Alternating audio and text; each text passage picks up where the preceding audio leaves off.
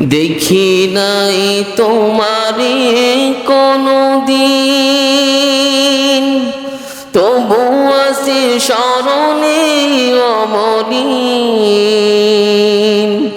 দেখি নাই তোমারে কোনো দিন, তবু আছে স্মরণে অমলিন। প্রেমেরই বিরহে হে রাসূল নবীজি তোমার পাঠানো ঠিকানা পেয়ে, তুমি আছো হৃদয়ের গভীরে, ভুলবো তোমায় বলো কি করে আল্লাহ। শ্রেষ্ঠ একটি সময়, যে সময়ে অসংখ্য অগণিত মানুষ দুনিয়াবি কাজে ব্যস্ত, রব্বে কারিমকে সময় দেওয়ার মতো তার সময় নেই। সেরকম একটি মুহূর্তে রব্বে কারিম আমাদেরকে পছন্দ করে যাকে যাকে সর্বপ্রথম আল্লাহ রব্বুল আলামিনের শ্রেষ্ঠ ঘর, পবিত্র ঘর মসজিদে নিয়ে এসেছে, আসার এবং বসার তৌফিক দিয়েছেন, সেই রব্বে কারিমের সুরে শিখানো ভাষা দিয়ে আমরা শুকরিয়া আদায় করি। সকলে বলি আলহামদুলিল্লাহ। আল্লাহ রব্বুল আলামিনের কাছে শুকরিয়া আদায় করলাম। আমরা আজকে যে বিষয় নিয়ে আল্লাহ তাআলা, কঠিন কিছু বিষয় থাকে মানুষের জীবনে, এই কঠিন বিষয়ের ভিতরে একটি বিষয় হলো এই, আমরা যতই ইবাদত করি না কেন, এই ইবাদতের একটা সময় আমাদের কাছ থেকে প্রতারণা করে, এরকম নয় যে আমরা প্রতারণার শিকার হই না, মানে প্রতারণা করে আমাদের কাছ থেকে আমাদের আমলগুলি ছিনিয়ে নিয়ে আমাদেরকে জাহান্নামের দিকে ধাপিত করে, আমাদেরকে জাহান্নামের দিকে নিয়ে যায়, জান্নাত থেকে অনেক দূরে সরিয়ে রাখে। এরকম প্রতারণা করে আমাদের আমলগুলি যিনি ছিনিয়ে নিয়ে যায়, যে ছিনিয়ে নিয়ে যায় সে হলো শয়তান।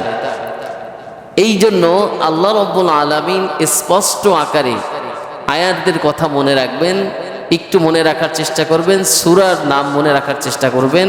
যে কথাগুলি বলি একটু মনোযোগ দিলে আপনিও পারবেন প্রকাশ্য শয়তান কি করে আপনাকে ছিনিয়ে নিয়ে গিয়েছে। এই জন্য আমরা আজকে আলোচনা শুরুই করেছি পবিত্র কোরআনের 35 নম্বর সূরা, সূরা ফাতিরের 6 নম্বর আয়াত।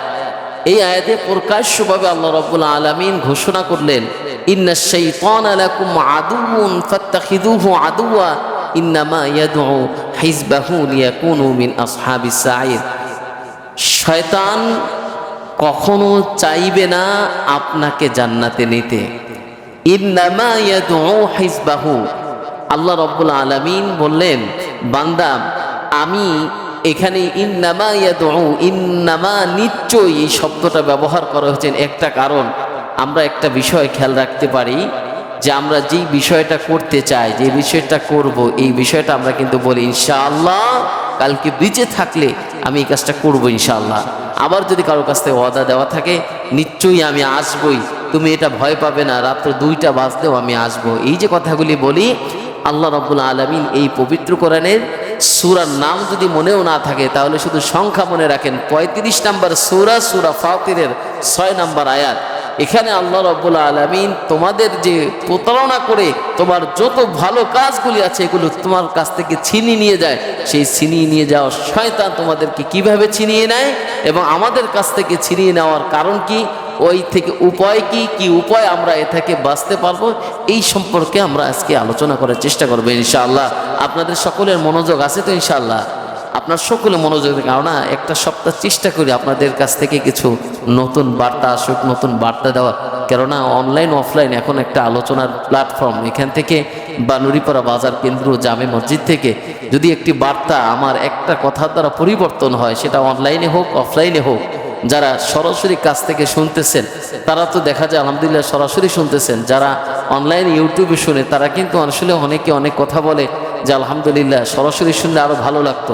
এর কারণ কি, সরাসরি শুনলে যেটা আপনারা আমার কাছ থেকে সরাসরি দেখতেছেন এটা কিন্তু অনলাইনে অনেকে দেখে না, অনলাইনে হয়তো শুধু দেখতেছেন একজন লোক ইউটিউবে কথা বলতেছেন, কিন্তু সরাসরি দেখে যে একটা কথা শোনা, এটা আলাদা কিছু মর্তবা আছে।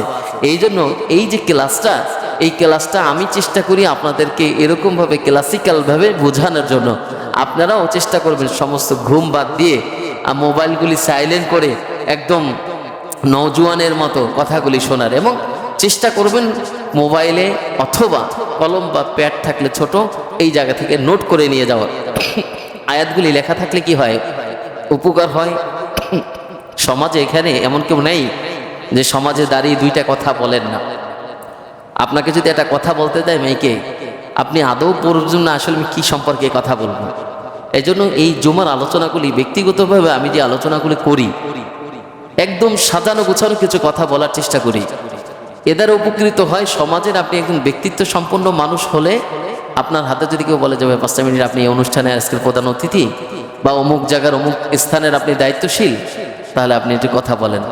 তখন আপনি এই আয়াতকে কেন্দ্র করে 2, 4, 5 মিনিট 10 মিনিট কথা বলার যোগ্যতা আপনি রাখবেন, যদি আপনি আজকের এই আলোচনাগুলি শুনেন। শুধু আজকের নয়, এই জুমার আলোচনাগুলি আমার, যে সেই জায়গা থেকে চেষ্টা করি আমি আমার জায়গাটা পাকাপোক্ত করে আপনাদেরকে কিছু শিখানোর জন্য।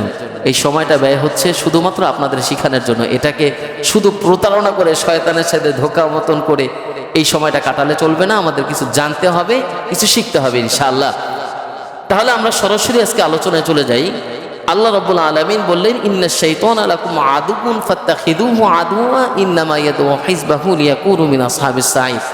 শয়তান তোমাদের প্রকাশ্য শত্রু, আর শয়তান তোমাদেরকে কোন দিকে ডাকে? ইন্নামা ইয়াদউ হিজবাহু লিয়াকুনু মিন আসহাবিস সাঈর, জান্নাতের দিকে নয়, আগুনের দিকে। এই জন্য শয়তান যতই তোমাকে ভালো বলুক, ভালো করুক, তুমি অনেক ভালো মানুষ, অসম্ভব, তোমাকে ডাকে কোন দিকে? আগুনের দিকে। এই পরের আয়াতে 7 নম্বর আয়াতে আল্লাহ তাআলা আরেকটু টাচ দিয়ে বলেছেন, আল্লাযীনা কাফারু লাহুম আযাবুন শাদীদ ওয়াল্লাযীনা আমানু ওয়া আমিলুস সালিহাত লাহুম মাগফিরাতুন ওয়া আজরুন কাবীর। যে আল্লাযীনা কাফারু লাহুম আযাবুন শাদীদ, তুমি যে কুফরি করো, অস্বীকার করো, তোমাকে কঠিন একটি আযাবের সংবাদ দেওয়া হয়নি। ওয়াল্লাযীনা আমানু, যারা ঈমান এনেছো, ওয়া আমিলুস সালিহাত, নেক কাজ করেছো, লাহুম মাগফিরাতুন ওয়া আজরুন কাবীর। ওয়া আজরুন কাবীর, কাবীর হলো যে আমরা বলি আল্লাহু আকবার কাবীরা, আল্লাহ থেকে সব থেকে বড়। এই যে আমরা ইকামতে বলি, আজানে বলি আল্লাহু আকবার, মানে হলো আল্লাহ সব থেকে বড়। এর সাথে যদি আরেকটু অ্যাড করি আল্লাহু আকবার কাবীরা, মানে আল্লাহ তাআলা সব থেকে বড়। এই জন্য আল্লাহ রাব্বুল আলামিন এই অত্র আয়াতের শেষের অংশে বলে, ওয়া আজরুন কাবীর, আমি এত বড়, এত বিশাল প্রতিদান দিব তুমি চিন্তাই করতে পারবে না। দুনিয়াতে তোমাকে যদি সাধারণ কেউ একটু প্রতিদান দেয়, তাহলে তুমি অনেক খুশি হয়ে যাও। আর ওই ব্যক্তিদেরকে যে দিয়েছেন সে বলেছেন ওয়া আজরুন কাবীর, এত উত্তম প্রতিদান দেব, ওই ব্যক্তি কল্পনা করতে পারবে না। সকলে বলি সুবহানাল্লাহ। এই জন্য আল্লাহ রাব্বুল আলামিন বান্দাদেরকে জানিয়ে দিলেন, বান্দারি ওয়াল্লাযীনা আমানু ওয়া আমিলুস সালিহাত, যারা ঈমান এনেছো শুধু জবানে ঈমান আনবে না, ওয়া আমিলুস সালিহাত, নেক কাজ করবে। কেননা আমাদের ভিতরে অনেক হিন্দু ভাই আছে, দেখবেন বাজারে আপনাকে বলে, ভাই আজান দিছে নামাজে যান না কেন? আবার রমজান মাসে আপনি যদি কোনোভাবে রোজা না রাখেন, তাহলে আপনাকে বলবে আপনাদের তো রমজান মাস চলে, আপনি কেন রোজা রাখেন নাই? আবার যদি এমন হয় যে তাহাজ্জুদের সময় হয়েছে, আপনি তাহাজ্জুদ পড়েন নাই, এমন হলে অনেক বেনামাজিও আপনাকে বলবে আপনি তো তাহাজ্জুদ গুজারি কেন তাহাজ্জুদ পড়লেন না। অনেক মিথ্যাবাদী আছে, আপনাকে বলবে আপনি তো সত্য কথা বলেন, কেন আপনি মিথ্যা কথা বললেন? অথচ উনি অনেক মিথ্যাবাদী, আপনাকে সৎ উপদেশ দিচ্ছে। এর মানে এই নয় আপনি তাকে ভালো বুঝতেছেন না। শয়তান কিছু মানুষদেরকে ধোঁকা দেয় এমন ভাবে, তাকে বলা হয় ইন্না শাইতানা লাকুম আদুউন ফাত্তাখিদুহু আদুওয়া ইন্নামা ইয়াদউ হিজবাহু লিয়াকুনু মিন আসহাবিস সাঈর। তোমাদেরকে জাহান্নামের দিকে, আগুনের দিকে ডাকতেছে, কিন্তু তারা নয়। ওয়াল্লাযীনা আমানু ওয়া আমিলুস সালিহাত, যারা ঈমান এনেছে, নেক কাজ করেছে, সৎ কাজ করেছে, লাহুম মাগফিরা, তাদের জন্য রয়েছে ক্ষমা, ওয়া আজরুন কাবীর, অনেক বড় ক্ষমা। আল্লাহু আকবার। ভাইরা আমার, এই জন্য শয়তান কিছু ফর্মুলা ব্যবহার করে। এক নাম্বার পদ্ধতি শয়তান ব্যবহার করে থাকে, মানুষকে কৃপণতার দিকে উদ্বুদ্ধ করে। একজন মানুষ শয়তান সে চিন্তা করে সম্পদ দিয়ে কাবু করা যাবে, লোভ দেখায়। কেমন লোভ দেখে? আল্লাহ রাব্বুল আলামিন বলেন, আশ-শাইতানু ইয়াইদুকুমুল ফাকরা ওয়া ইয়া'মুরুকুম বিল ফাহশা। শয়তান প্রথম অবস্থায় তোমাকে একটা দারিদ্রতার ভয় দেখায়। আশ-শাইতানু ইয়াইদুকুমুল ফাকরা ওয়া ইয়া'মুরুকুম বিল ফাহশা, এবং তোমাকে খারাপ কাজের দিকে ধাপিত করে। এই দুইটা পদ্ধতি দিয়ে মানুষ খারাপের দিকে ধাপিত হয়। একটা খারাপ কাজ শুরু করে এবং দারিদ্রতার ভয়টা এরকমভাবে দেখায়। দারিদ্রতার ভয় দেখানোর পরে ওই ব্যক্তির ভিতরে কখনো হালাল আর হারামের চিন্তা আসে না। আমাকে এটা যে হারাম খেতে হচ্ছে এটা চিন্তা নয়, আমি টাকা পাচ্ছি খাচ্ছি, আমি অর্জন করতেছি, অর্জনটা হালাল না হারাম এটা বিষয় নয়। এই জন্য শয়তান তোমাদেরকে ওই দিকে ধাপিত করে। মানুষ এমন একটা বিষয় যে ওয়াসওয়াসাকারী, শয়তান তো প্রকাশ্যে দেখা যায় না, আপনাকে কে ধোকা দিচ্ছে এটা আপনি দেখতে পারতেছেন না, শুধু আপনাকে ওয়াসওয়াসা দিচ্ছে। এই জন্য আল্লাহ রাব্বুল আলামিন বললেন, সর্বশেষ সূরা পবিত্র কোরআনের 114টা সূরার সর্বশেষ সূরা হলো সূরা নাস। সূরা নাসে আল্লাহ রাব্বুল আলামিন বলেন, মিন শাররিল ওয়াসওয়াসিল খান্নাস আল্লাযী ইউওয়াসওয়িসু ফি সুদুরিন নাস মিনাল জিন্নাতি ওয়ান নাস। তোমাকে ওয়াসওয়াসা দিতে পারে, মিন শাররিল ওয়াসওয়াসিল খান্নাস, কিন্তু তোমার কাছে সরাসরি সে উপস্থিত হওয়ার ক্ষমতা সে রাখে না। এই জন্য ওয়াসওয়াসা দেওয়া এটা আপনি বুঝতে পারবেন। আপনাকে যে শয়তানে অন্যদিকে নিয়ে যাচ্ছে এটা আপনি বুঝতে পারবেন। মিনাল জিন্নাতি ওয়ান নাস, কেন আপনি বুঝতে পারবেন না? আল্লাহ রাব্বুল আলামিন কি বললেন? ওমা খলাকতুল জিন্না ওয়াল ইনসা ইল্লা লিয়াবুদুন। এই পৃথিবীতে মানুষ এবং জিন জাতিকে আমার ইবাদতের জন্য সৃষ্টি করেছেন। যখনই আপনি ইবাদত থেকে মাহরুম তথা ইবাদত থেকে দূরে চলে যাচ্ছেন, তখন আপনাকে বুঝতে হবে শয়তানের চুরির নিচে আপনি পড়ে গিয়েছেন। চুরিটা হলো এরকম যে গোপনে আপনাকে ধরা দিচ্ছে, স্পষ্ট আকারে ধরা দিবে না। কেননা আমরা খাবার খাই, খাবার এখন জুমার পরে গিয়ে আপনি হয়তো খাবার খেতে বসবেন, বা আপনার ব্যবসা প্রতিষ্ঠানে বসতে পারছেন, বা আপনার পরিবারকে নিয়ে হয়তো কোথায় যাবেন। শয়তান আপনার চুরিবিদ্যাটা এরকম অদৃশ্য একটা শক্তি, এটা আপনাকে বোঝা যাচ্ছে, বুঝিয়ে বলে এরকম যে তুমি যে এই কাজটা করতেছো এটা আসলে তোমার কাছ থেকে সম্ভব নয়। কেন সম্ভব নয়?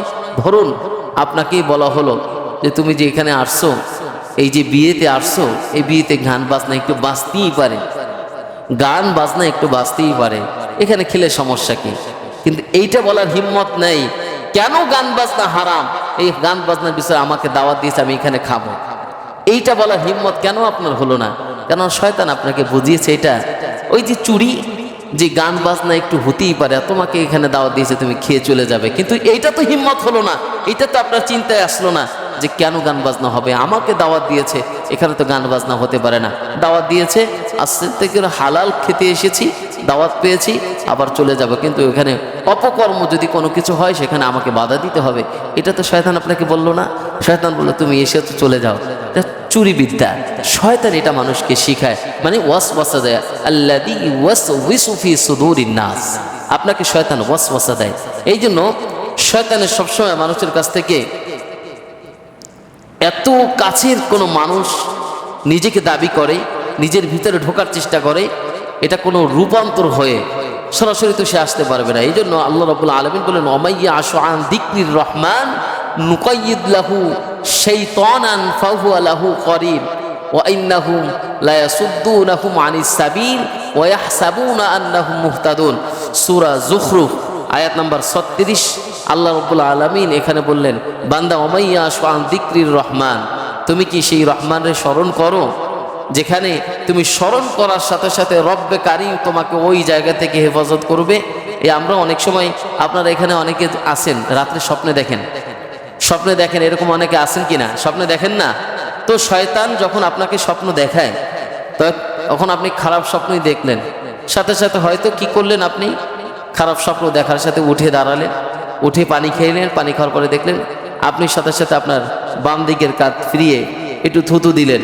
এটা আপনি খারাপ স্বপ্ন, শয়তান আপনাকে দেখাইছে।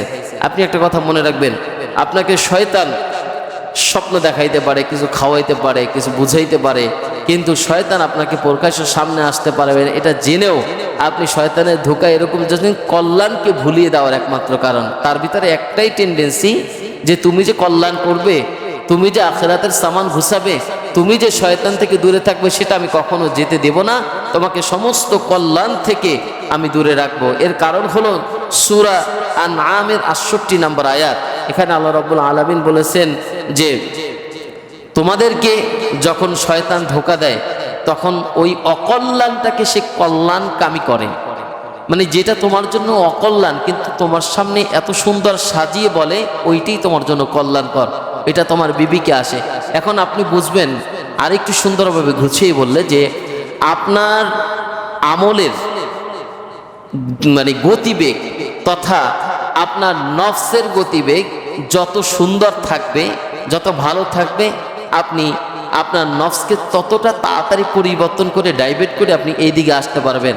আপনার নফস যত দুর্বল আপনি শয়তানের ধোঁকায় তত বেশি পড়বেন। এই জন্য আল্লাহর ওলিরা সহ কিতাবে যত বেশি দেখেছি, আপনার নফস পরিবর্তনের জন্য সর্বপ্রথম আপনার নফস পরিবর্তন করতে পারে জিকির।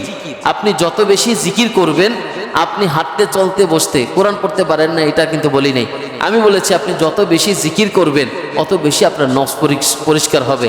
এই জন্য জিকির আপনি হাঁটতে চলতে সুবহানাল্লাহ, আলহামদুলিল্লাহ, ওয়ালা ইলাহা ইল্লাল্লাহ, আল্লাহু আকবার, অথবা লা ইলাহা ইল্লাল্লাহ, লা ইলাহা ইল্লাল্লাহ, আল্লাহ আল্লাহ, এই যে জিকিরগুলি এগুলো কিন্তু এই যে আমাদের বাণিজ্যের ব্যবসায়ী যারা আছেন ম্যাক্সিমাম সময় তো আপনার দোকানে বসে থাকেন, দোকানে বসে হয়তো আপনি মনে করেন কী করেন, আপনার উজু নেই অথবা আপনি এমন একটা অবস্থানে আছেন সেখানে আপনি হয়তো অনেক কিছু করতে পারেন না, কিন্তু সেখানে চাইলে কিন্তু আপনি জিকির করতে পারেন। এই জিকির করলে আপনার সর্বপ্রথম যেই উপকারটা আপনার হবে, আপনি আপনার জায়গা থেকে কল্যাণগুলি বুঝতে পারবেন। আমি যে কল্যাণে আছি না অকল্যাণে আছি, এই বিবেক সম্পন্ন বোধ, যেই বিবেকটা আপনাকে জাগ্রত করে দিবে এই জিকিরের মাধ্যম।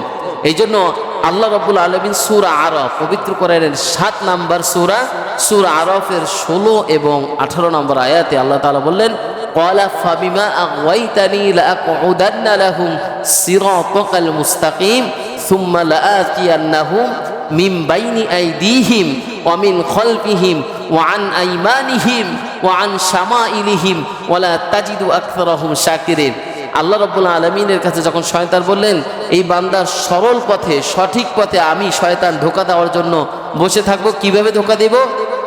ক্বালা ফাবিমা আগওয়াইতানি লাআকউদান্না লাহুম সিরাতাকাল মুস্তাকিম সুম্মা লাআতিয়ান্নাহুম মিন বাইনি আইদিহিম ওয়া মিন খালফিহিম ওয়া আন আইমানিহিম ওয়া আন শামাইলিহিম, আমি তাদেরকে ডান বাম সব দিক থেকে ফিরে ধোঁকা দেব।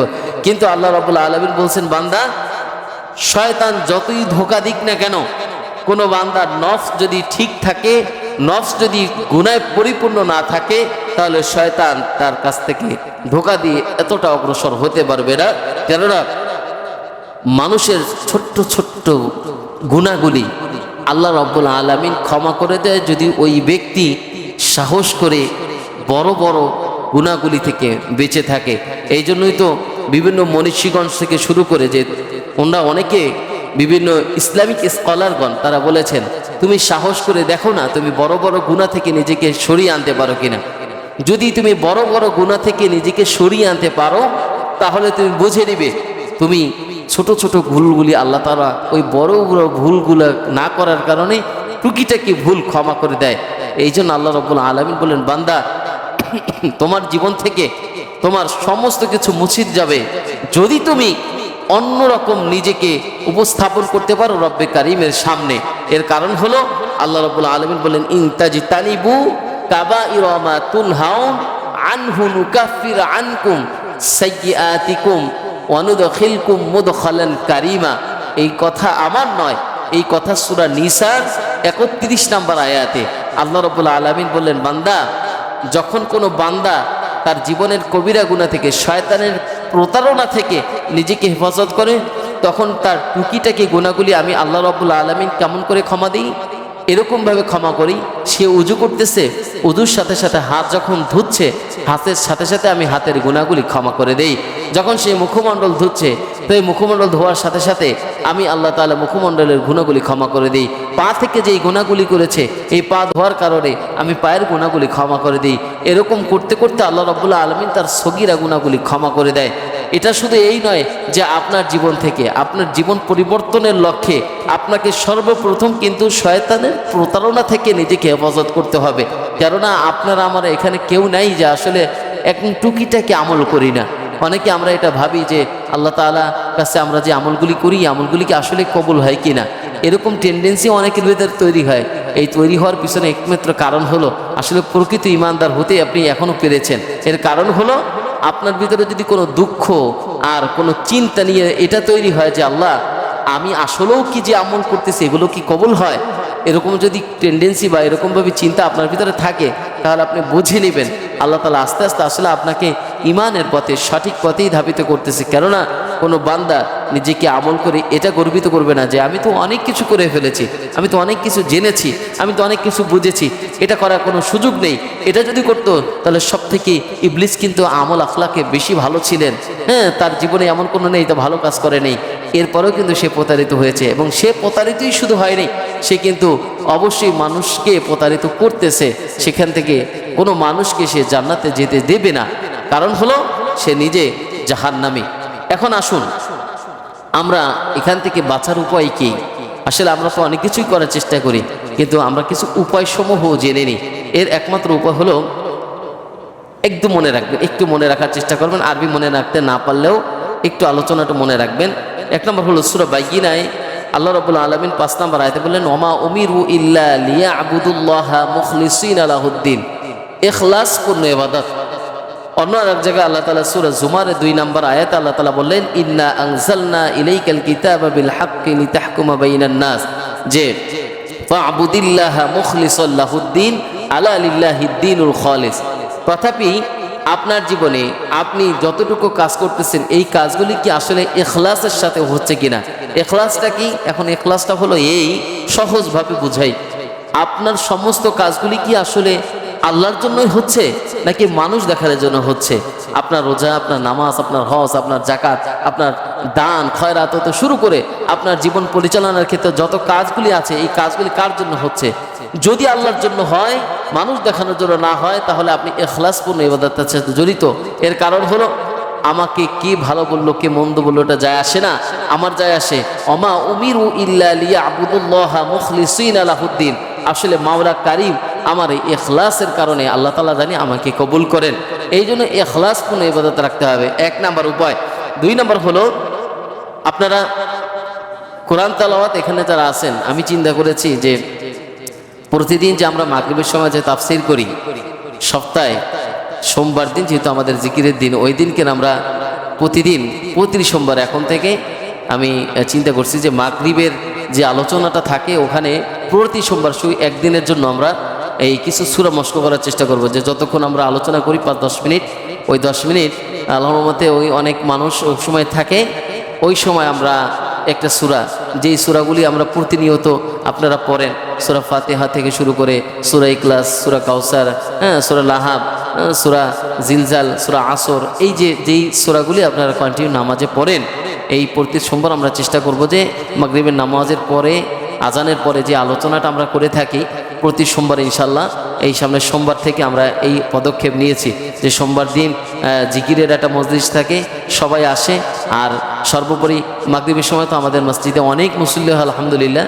তো সেই জায়গা থেকে আমরা এই যে কোরআন তেলাওয়াতের একটা চর্চা, আর কোরআন তেলাওয়াত না জানার যে একটা লজ্জা, কেউর কাছে না পারলেও বলে না, বয়স হয়ে গেছে, অনেকে আবার ভুল বুঝতে পারে যে এই বয়সে এসেও সে কোরআন তেলাওয়াত করতে পারে না, ভুল বলে, এটা লজ্জার নয়। আমি মনে করি এটা আপনাদের জন্য পাওয়া, কেননা কোনো মানুষ শিখতে লজ্জা নেই। না পারলে আপনি আল্লাহ তাআলার কাছে কি জবাব দেবেন, সেই লজ্জা আপনি কিভাবে ঢাকবেন। সারা জীবন নামাজ পড়ে গেলেন, কিন্তু একটা সূরা সহি হলো না, নামাজ হলো না। অরাত্তিলিল কুরআন তারতিলা, তুমি তারতিলের সাথে কোরআন পড়ো, সহি শুদ্ধভাবে পড়ো। এখন আপনার সূরা ফাতিহা পড়েন, সূরা ফাতিহায় 20টা ভুল আছে, তাহলে এটা আপনার নামাজ হয়ে গেল? হলো না। এই জন্য সবাই একসাথে মিলে যে প্রতি সোমবার যদি একটু টাচ দেওয়া যায়, আলহামদুলিল্লাহ কিছু কিছু সূরা কেন এটা কন্টিনিউ যেহেতু চলতে থাকবে, চলতে থাকলে আপনার রহমতে আল্লাহর রহমতে কিছু সূরা শিখা হয়ে যাবে। এই জন্য কোরআন তেলাওয়াত যেমনিভাবে শিখবেন, কোরআন তেলাওয়াতের ভিতরে যে তাফসিরগুলি আছে, অনুবাদগুলি আছে, এগুলি পড়ার চেষ্টা করবেন। এটা আপনার নিজ নিজ দায়িত্বে করার চেষ্টা করবেন। কেননা আপনি যখনই কোরআন তেলাওয়াতের মধু জানবেন, এই সম্পর্কে জানবেন যে না আল্লাহ তাআলা এইটাই বলেছেন, তখন আপনি দেখবেন কি আপনার কোরআন পড়তে আরও বেশি মজা লাগবে, কোরআনের ঘটনাগুলি শুনতে আরও বেশি ভালো লাগবে। কেননা আপনি কিভাবে পড়েছেন এটা বিষয় নাই।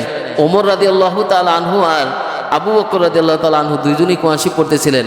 তা আবু বকর রাদিয়াল্লাহু তাআলা আনহু সে একটু আস্তে আস্তে কোরআন পড়তেছিলেন, আর ওমর রাদিয়াল্লাহু তাআলা আনহু বিকট আওয়াজ দিয়ে কোরআন পড়তেছিলেন। আল্লাহ রাসূল এসে জিজ্ঞাসা করলেন, দুইজনই কোরআন পড়তেছো কিন্তু দুই রকম, তুমি কেন? আবু বকরকে জিজ্ঞাসা করলেন, আবু বকর তুমি এত আস্তে আস্তে পড়তেছো কেন? আবু বকর বলতেছেন, ওগো নবী, আমি আস্তে আস্তে পড়তেছি, আমার মাওলা কারিম শুনতেছে, এটা কাউকে দেখানোর নয় যে আবু বকর কেন আস্তে পড়তেছে। আমার মাওলা কারিম যদি দেখে তাহলেই হবে আমি তার কোরআন তেলাওয়াত করতেছি। ওমরকে জিজ্ঞাসা করলো, ওমর তুমি কেন এত জোরে পড়তেছো? আবু বকর তো আস্তে পড়তেছে। বলতেছে, আমি পড়তেছি, আমি সমস্ত মানুষদেরকে জানাইতে চাই আমি ওমর কোরআন যেভাবে পড়ি তোমরাও কোরআন পড়ো, কোরআন জানো, কোরআন শেখো। দুইজনের মন্তব্য আল্লাহ রাসূল শুনে খুশি হয়ে গেলেন। আপনি চিন্তা করেন আপনি কোনভাবে নেবেন কোরআন তেলাওয়াত, কোরআন পড়া, কোরআনের তাফসীর শোনা, এটা আপনি কোনভাবে নেবেন, এটা আপনি ব্যক্তিগতভাবে চিন্তা করবেন। যদি জানার উদ্দেশ্য হয় আপনার এই জানানোর দ্বারা আরো 5টা মানুষ শিখতে পারে, তাহলে ওইটাই আপনার জন্য করা উচিত। যদি এমন হয় ওইটা আস্তে আস্তে আপনার ভিতরে অহংকার তৈরি হতে, তাহলে আপনি স্টপ থাকেন, তাহলে নিজের ভিতরে ওই অহমিকা থেকে নিজেকে দূরে রাখেন। কেননা একটা কথা মনে রাখবেন, অহংকার সমস্ত আমলকে বরবাদ করে দেয়। সেই আমল করবেন না যে আমল করলে আপনার ভিতরে অহংকার তৈরি হবে, বরঞ্চ নিজেকে এতই ছোট ভাবেন যে আল্লাহ যতই ইবাদত করি এই ইবাদত তুমি আমাকে জান্নাত দিতে পারবা না, কেননা আমার ইবাদতে হাজারো ভুল, হাজারো গুনাহে জর্জরিত নিজের জীবনটা। যদি একান্ত তোমার দয়া হয়, তোমার মায়া হয়, তাহলেই শুধু আমি জান্নাতে যেতে পারবো, এছাড়া আমি জান্নাতে যেতে পারবো না আমার এই আমল দিয়ে। তখনই আল্লাহ তাআলা খুশি হবেন। 3 নম্বরে আমরা আয়াতুল কুরসির আমলটা, হাদিসে বলা হয় একজন ব্যক্তি ফরজ নামাজের পরে সারাটা জীবন যদি এই আমল করে যেতে পারে যে ফরজ নামাজ শেষ হয়েছে সাথে সাথে সে আয়াতুল কুরসি পড়ে নিল, আয়াতুল কুরসি পড়া মানে এই তার মৃত্যু হতে দেরি কিন্তু সে জান্নাতে প্রবেশ করতে দেরি হবে না, বলে সুবহানাল্লাহ। এখানে আয়াতুল কুরসি আলহামদুলিল্লাহ অনেকেই পারেন, যারা পারেন না, যাদের অশুদ্ধ, দরকার হলে সামনের সপ্তাহ থেকে, এই যে সোমবার আসতেছে এই সপ্তাহ থেকে আমরা শুরু করবো ইনশাল্লাহ। এই সপ্তাহ থেকে আপনারা আয়াতুল কুরসি, সূরা হাসর এগুলো শিখে নেবেন ইনশাল্লাহ। তারপরে সূরা বাকারার শেষ যে 2টা আয়াত আছে এই আয়াতগুলি আমরা মস্ক করানো শুরু করবো ইনশাআল্লাহ। 4 নম্বর উপায়, এই যে সূরা বাকারা, সূরা বাকারা অনেক বড় একটা সূরা, 1 থেকে একদম 3 পারা পর্যন্ত। এই সূরা বাকারার 285 এবং 286 নম্বর আয়াত। আল্লাহ রাব্বুল আলামিন বলেন যে তুমি তোমার ঘরকে সেফ রাখতে চাও। অনেকে দেখবেন ঘরের ভিতরে ক্ষতি করে, ঘরের ভিতরে অনেক সমস্যা জর্জরিত। অনেকে এসে বলে, হুজুর ঘরটা সেফ না, দোকানটা সেফ না, দোকানের ভিতরে বেচা কিনা হয় না, অমুক না সমস্যা, একটু দোয়া করে দিয়ে যান। এই যে সমস্যাগুলি আপনার জর্জরিত হন, এটার ভিতরে আপনার নিজেরা যদি একটু সেফ হন, আমি সত্যি কথা বলতে, আপনারা তো অনেকে আমল জানেন না, এই জন্য করেন না। ওই হুজুরে যেই আমলটা দিবে ওইটা কিন্তু আপনি চাইলেও করতে পারেন। এই সূরা বাকারার শেষের 2 আয়াত যদি আপনি দোকানে অথবা বাসায় এই আমলটা শিখিয়ে দিই, বাসায় গিয়ে পারলে করার চেষ্টা করবেন। প্রতিনিয়ত আপনার বাসায় যদি এরকম সমস্যা থাকে, বাচ্চা থাকে রাত্রে কান্না করে, বাচ্চা রাত্রে কান্না করে, কিংবা বাসায় আপনার স্ত্রী ভয় পায়, কিছু একটা দেখতেছে যে আসতেছে, কিছু একটা দেখতেছে পিছন থেকে আওয়াজ হয় কিন্তু পিছন দিকে তাকাইলে দেখে যে কেউ নেই, এরকম সমস্যা যারা জর্জরিত পরিবার নিয়ে, আমি আপনাদেরকে ছোট্ট এই আমলটা বলে দিই। সূরা বাকারা আমানার রাসূলু বিমা উনজিলা ইলাইহি মির রাব্বিহি ওয়াল মুমিনুন, মানে 285 এবং 286 নম্বর আয়াত। এই আয়াত দুটি পড়ে সর্ব অবস্থায় আপনার বিবিকে, আপনার বাচ্চাকে ফু দিয়ে আসেন সকাল এবং সন্ধ্যায়। শয়তান তো দূরের কথা, ওই ঘরে আল্লাহর রহমত বর্ষণ হতে থাকবে, বলে সুবহানাল্লাহ। আপনার ব্যবসা বাণিজ্য একটু খারাপ অবস্থা যাচ্ছে, আপনি সূরা বাকারার এই শেষে 2 আয়াত করে সকাল সন্ধ্যা আপনি তালা খুলেন। দোকানে যখন তালা খুলেন, কয়জন উজু নিয়ে তালা খুলেন? আপনি বলেন তো, এক বুকে হাত দিয়ে যারা সকালে এসে এই আপনার যেখান থেকে আপনার রিজিকের ব্যবস্থা হচ্ছে, সারাটা জীবন আপনি চলতেছেন রিজিকের, কয়জন আছেন দোকানটা খুলবেন পবিত্র অবস্থায়, উজু করে গোসল করে আসবেন, বিসমিল্লাহ বলে তালাটায় হাত দিবেন। আবার যখন যাবেন তখন আয়াতুল কুরসি পড়ে প্রত্যেকটা তালায় ফু দিয়ে যাবেন। পৃথিবীর সব দোকান পুড়ে যেতে পারে, সব দোকান চুরি হইতে পারে, আপনার দোকান চুরি হবে না বলে সুবহানাল্লাহ। এই বিশ্বাস আপনি রাখেন। আমল তো নিজের কাছে, হুজুরকে এত কাজে লাগাবেন না। নিজের ব্যবসা বাণিজ্য, নিজের পরিবার, এটা নিজের কাছে যতটা আরামদায়ক, নিজের কাছে যতটা ভালোবাসার জায়গা, হুজুর আপনার ব্যবসা প্রতিষ্ঠানে গিয়ে অতটা আরামদায়ক বুঝবে না। কারণ ওই সাথে আপনার প্রত্যেকটা রক্তকণিকা জড়িত, আপনার ব্যবসার সাথে আপনার পরিবারের সাথে রক্তকণিকা জড়িত। আপনি ওটাকে যেই মহব্বতে ভালোবাসতেছেন, এটা ওই হুজুর বুঝবে না। দীর্ঘ 36 বছর, 35 বছর, 40 বছর ওই দোকানটারে আপনি পড়ে আছেন। এই জন্য ওই দোকানটার সবাই চলে যায়, কর্মচারীরা খালি সময় দেখে, এই সময় হয়ে গেছে চলবে, কিন্তু আপনি কিন্তু সময় দেখতে পারেন না। এর কারণ হলো 10টা বাজুক 12টা বাজুক, আপনাকে এটা ঘুচিয়ে তালা মেরে এরপরে যেতে হবে। কারণ এর সাথে আপনার দীর্ঘ একটা সময় জড়িত। যদি শুনছে, অনেকে আমার ফোন দেয় যে হুজুর শুনলাম যে ঈদে যাচ্ছে, অ্যাম্বুলেন্সের আওয়াজ, কিন্তু মনে করছে ফায়ার সার্ভিস। মানে মাথায় তাদের দোকান রেখে গেছে, কিন্তু তার টেনশন দোকান নিয়ে। এর কারণ হলো সারাটা জীবনের রোজগার এখানে, সারাটা জীবনের ইনভেস্ট এখানে, শুধু টাকা নয়, সময়টা 40 বছরের জিন্দিগি এই বাণীপাড়ায় দিয়ে দিয়েছেন। কি পেয়েছেন? সারাটা জীবন হয়তো খাবার দাবার খেয়ে ছেলে সন্তানদেরকে মানুষ করেছেন। এই আমলগুলো নিজের ভিতরে আনেন না, উপায় সমূহ নিজে বের করেন। কি আমল করা যায়? আয়াতুল কুরসি পড়েন, যখন উজু মানে আসবেন উজু করে দোকানটা খুলেন, যখন যাবেন প্রত্যেকটা তালায় তালায় ফু দিয়ে যান, আটকানার ফু দেন। দেখেন ইনশাল্লাহ আপনি এই যে সূরা বাকারার শেষে যে 2 আয়াত কত ফজিলতপূর্ণ। আপনার ছেলে সন্তানের গায়ে এগুলো পরে ফু দেন, পরিবারের কাছে ফু দেন। পানির জন্য হুজুরের কাছে আসার দরকার নেই, ইনশাল্লাহ দেখবেন সমস্ত সমস্যার সমাধান ইনশাল্লাহ। নিজে আমল করার চেষ্টা করেন, নিজে করবেন। নিজে পড়ালেখা নাই, স্টাডি নেই, হুজুরের কাছে গেলে হুজুর যা পড়ে আপনিও তাই পড়েন। খালি হুজুরের কাছে গেলে বরকত আছে, আলহামদুলিল্লাহ আসবেন, এটা আমি অবশ্যই বলি। তারপরে তো নিজের কিছু বিষয় আছে যেগুলো নিজে করলে অনেক উপকৃত হবেন, সবসময় তো হুজুরকে কাছে পাবেন না। যাই হোক, এরপরে আসুন সূরা ফালাক নাস। যাদের বাসায় ছোট ছোট বাচ্চা আছে, একদম ছোট ছোট নাতি নাতকুর আছে, ছোট বাচ্চা হয়েছে, এদের একটু দেখা যায় রাতে উঠে ঘুমায় না, চিকপাক করে, কান্না করে, এদেরকে অন্তত সূরা ফালাক আর নাস পড়ে ওই জায়গাটায়, যেই বিছানায় সে ঘুমায় ওই জায়গাটা আপনি ফু দিয়ে দেন ইনশাল্লাহ। দেখবেন কালকে থেকে এটা প্রমাণ আপনারা করেন। যদি এরকম যদি কেউ হয়, আপনি ফালাক নাস পড়ে সূরা ফাতিহা পড়ে ওর জায়গায় ফু দেন, চক্ষু এরকম ধরে ফু দেন, ইনশাল্লাহ দেখবেন কালকে থেকে আর কান্না করে না। এই ছোট্ট ছোট আমলগুলি, এগুলো তো শিখানোর বিষয়, এগুলো জানার বিষয়। এরপরে আসুন, আপনাদেরকে কিছুক্ষণ আগে জিকিরের কথা বলছিলাম। আপনি লা ইলাহা ইল্লাল্লাহু ওয়াহদাহু লা শারীকা লাহু লাহুল মুলকু ওয়া লাহুল হামদ ওয়া হুয়া আলা কুল্লি শাইইন কাদির। এটা আপনি পড়তে দেখেন, একবার পড়ছেন ওই নিয়তে পড়েছেন আল্লাহ ক্ষমা করবেন। আল্লাহ তাআলা বলছেন 100 গুনাহ ক্ষমা করব, ওর সাথে সাথে তার আমল নামায় 100টা সওয়াব আল্লাহ রাব্বুল আলামিন লিখে দিবেন বলে সুবহানাল্লাহ। মানে কি বলেছেন যে আমি 100 গুনাহটা 100 গুনাহ, আমাদের কোটি কোটি গুনাহ, 100 গুনাহ ক্ষমা করব, আর সাথে সাথে ওই 100 গুনার জায়গায় 100টা নেক আমল বান্দার আমল নামায় অ্যাড করে দিবে বলে সুবহানাল্লাহ। লা ইলাহা ইল্লাল্লাহু ওয়াহদাহু লা শারীকা লাহু লাহুল মুলকু ওয়া লাহুল হামদ ওয়া হুয়া আলা কুল্লি শাইইন কাদির। সময় নেই।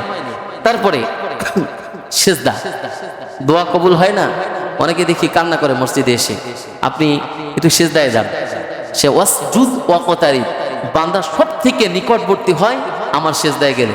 আপনি সিজদায় গিয়ে আল্লাহ তাআলার কাছে কান্নাকাটি করেন, আল্লাহ আমি কার কাছে সিজদায় গিয়ে বলেছি? তোমার কাছে। আমি তো তোমার সেই গোলাম, যেই গোলাম তোমার কুদরতি পায়ে সিজদা দিয়েছি। আল্লাহ আমার অপূর্ণতাকে তুমি পূর্ণ করে দাও। এই সিজদা যত বেশি দিবেন, বান্দা সব থেকে নিকটবর্তী হয় সিজদার সময়। এই জন্যই হযরত আদম আলাইহিস সালাতু ওয়াস সালাম, আল্লাহ রাব্বুল আলামিন যখন সবাইকে সিজদা করতে বললেন, শয়তান শুধু একটা সিজদা করে নেই, তাকে সারা জীবনের জন্য জাহান্নামী বানিয়ে দিলেন। আপনি আমি কত হাজার সিজদা দেইনি, হিসাব করেন। কত হাজার সিজদা আপনার জীবনে আপনি দেন নাই, কত নামাজ আপনি পড়েন নাই। আল্লাহ তাআলার কাছে ক্ষমা চান, আল্লাহ তুমি যদি ধরো তাহলে বাঁচার উপায় নাই, কারণ জীবনে অনেক নামাজ অনেক সিজদা বাদ দিয়ে দিয়েছি, এখন হয়তো ভালো হয়ে গেছি, কিন্তু আল্লাহ পিছনের দিনের কথা উঠালে আর সামনে যাওয়ার সুযোগ নেই। আল্লাহ পিছনের দিনেরগুলো মাফ করে দাও, পিছনের ভুলগুলি ক্ষমা করে দাও, আমাদের সামনের জীবনগুলো সুন্দর করে দাও। এই জন্য সবসময় এই ছোট্ট ছোট্ট আমলগুলি, লা ইলাহা ইল্লাল্লাহ ওয়াহদাহু লা শারীকা লাহু লাহুল মুলকু ওয়া লাহুল হামদ ওয়া হুয়া আলা কুল্লি শাইইন কাদির। এরপরে আসুন সমস্ত কাজে বরকতের জন্য বিসমিল্লাহ পড়া। সব জায়গায় আপনি বিসমিল্লাহ পড়েন। সমাজে সব থেকে খারাপ কাজ হলো একটাই, সেটা রাগ। রাগ মানুষকে ধ্বংস করে দেয়। এই জন্য রাগকে নিয়ন্ত্রণ করেন। আল্লাহ রাব্বুল আলামিন বললেন, তুমি যদি শয়তানের বিরোধিতা করতে চাও, ইন্নাল্লাযীনা তাকাউ ইযা মাসসাহুম তাইফুম মিনাশ শাইতানি তাযাক্কারু ফাইদা হুম মুবসিরুন, যে তুমি যখন রাগকে নিয়ন্ত্রণ করবে, তাকওয়াবান হবে, তখন আল্লাহ রাব্বুল আলামিন তোমাকেও আস্তে আস্তে ওই জায়গা থেকে ফিরিয়ে নিয়ে আসবে। সম্মানিত হাজিরিন, সময় সংকীর্ণতার কারণে আমরা অনেক সময় অনেক কথা বলতে পারি না, বলে উঠতে পারি না, শেষ করতে পারি না। তারপরেও আমরা জুমার আলোচনাকে এমনভাবে সাজিয়ে গুছিয়ে বলার চেষ্টা করি যে অল্প সময়ের ভিতরে আপনারা যেন বুঝেন। এজন্য চেষ্টা করবেন যে যেই কথাগুলি আমি আপনাদের সামনে উপস্থাপন করি, এগুলো শুধু এই মসজিদ থেকেই আপনি চলে যেয়ে ভুলে যাবেন না। আপনি আপনার জীবনে, বাস্তব জীবনে এগুলি আমল করার চেষ্টা করেন, দেখবেন অনেক পরিবর্তন আসবে। নিজের জীবন পরিবর্তন করেন, সমাজ পরিবর্তন হবে, সন্তান পরিবর্তন হবে, পরিবারটা সুখে থাকবে। আল্লাহ রাব্বুল আলামিন আমাদেরকে আজকের এই জুমার আলোচনা থেকে যা যা বলেছি আমাকে সহকারে সকলকে আমল করার তৌফিক দান করুক, আমিন। ওয়া আখিরু দাওয়ানা আলহামদুলিল্লাহি রাব্বিল আলামিন।